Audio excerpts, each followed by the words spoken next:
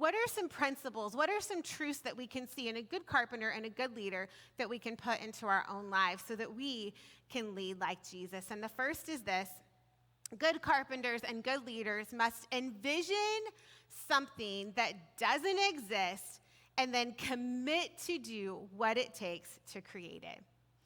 As Mike and the team were just at Los Angeles at the Dream Center, I think about Pastor Tommy Barnett, who first planted this church, who then birthed the Dream Center. And he would always say, find a need and fill it.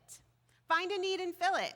To see where there is lack, to see where there is something missing, and then find a way to fill that need, to create a ministry, to create a vision that can fill a need that's already there.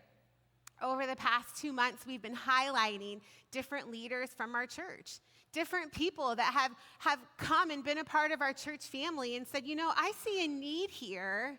I have a vision for this.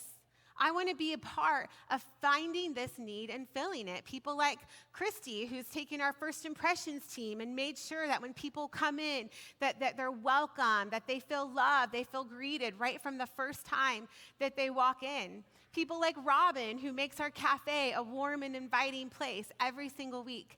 I think about our Connect group leaders. I specifically thought, Tasha, about you, how just a few years ago, you really committed your life to Jesus and said, hey, I want to lead this Connect group.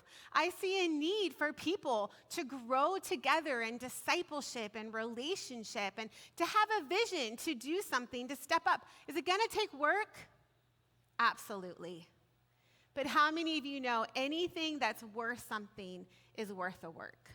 It's worth the work.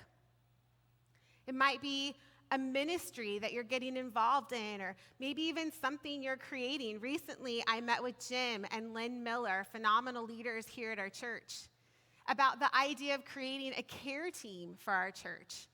We saw a need. They saw a need and said, in the past when someone has had a baby or been in the hospital, we try to arrange people to help meet those needs. But what if we had a team of people that whenever there was a need, whenever there was a common shared experience like a hospitalization or a new baby, that we would have a team of people that we could call on to provide ministry for those people. So I'm so excited to tell you our care team is going to be launching just next month. We have a meeting. I put the details up there.